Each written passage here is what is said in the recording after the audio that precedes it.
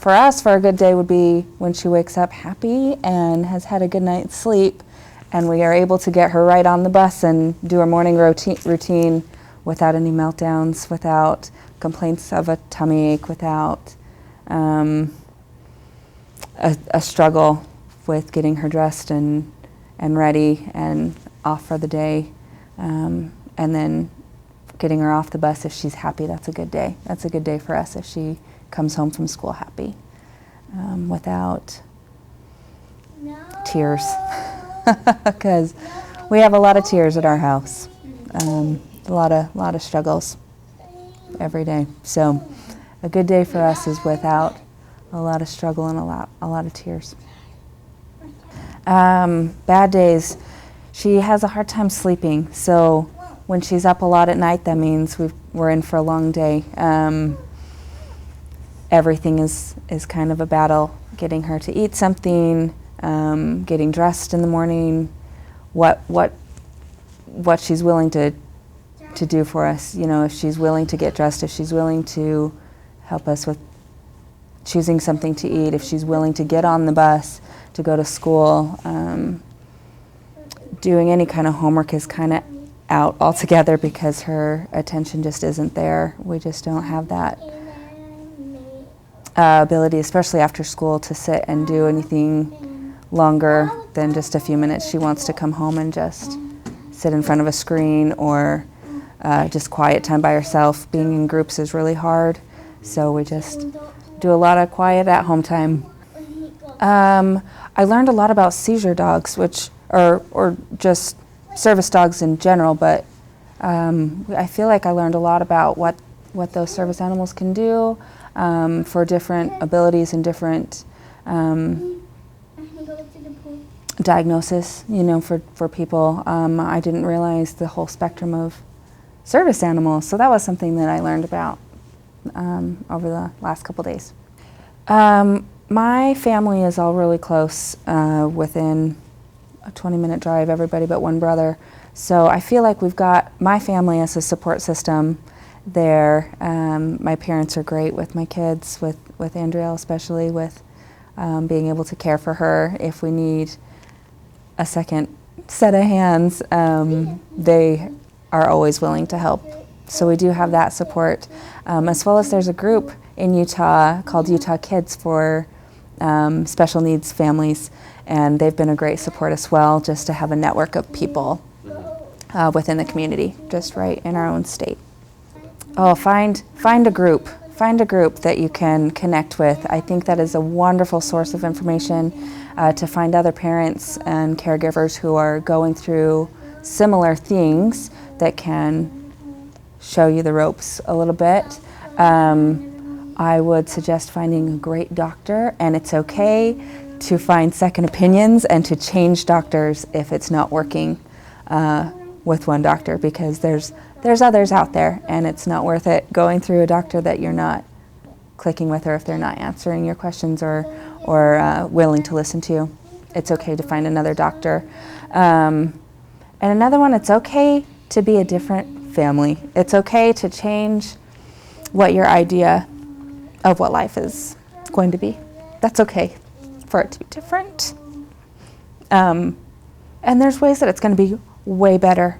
And it opens whole new doors and whole other experiences that you wouldn't have had without that diagnosis, without that person. So I think there's whole groups and communities that you'll meet and experiences to have that you wouldn't have had otherwise, and that's okay to have a different life or a different plan than other people. That's okay.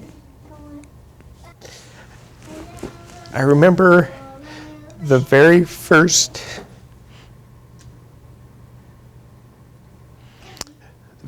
day that she was born. Just briefly, she was a little bit dehydrated, so they had to take her into the NICU. And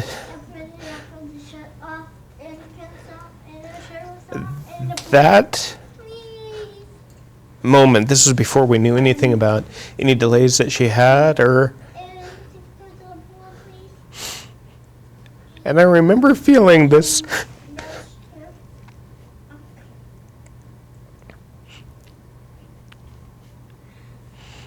just overwhelming desire to protect her and to keep her safe. And for me, that was my goal my whole life, was try to take care of her and keep her safe and not have to go through any trials. And obviously, that plan took a left turn. But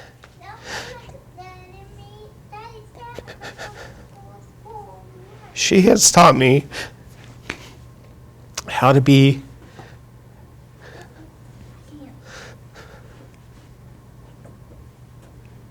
happy and how to be happy through trials. I watch her every day, and her life's not easy.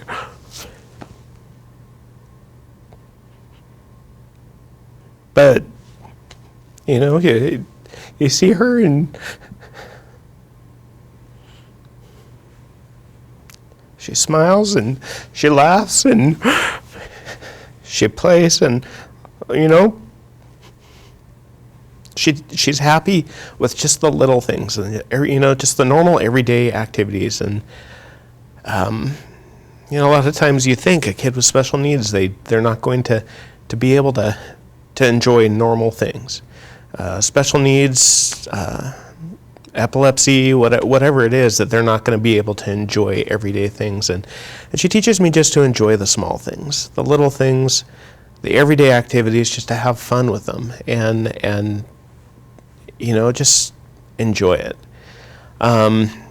It's been great because with her and with these different developments, we've been able to celebrate the little tiny milestones, the little ones that, maybe most parents just take for granted, like being able to walk upstairs or being able to sleep through the night, or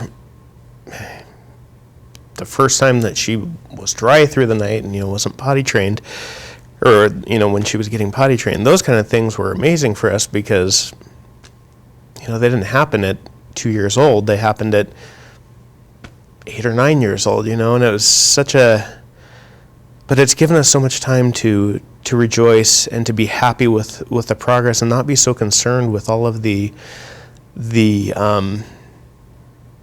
don't worry about grades so much. We don't worry about is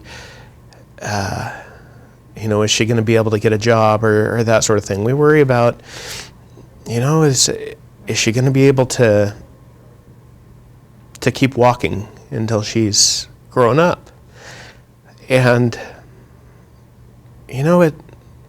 it's hard, but it teaches us to be happy even though it's hard, and to be happy with the little things, the small milestones.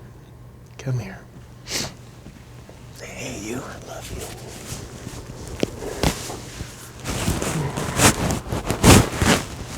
How you doing? Daddy's okay.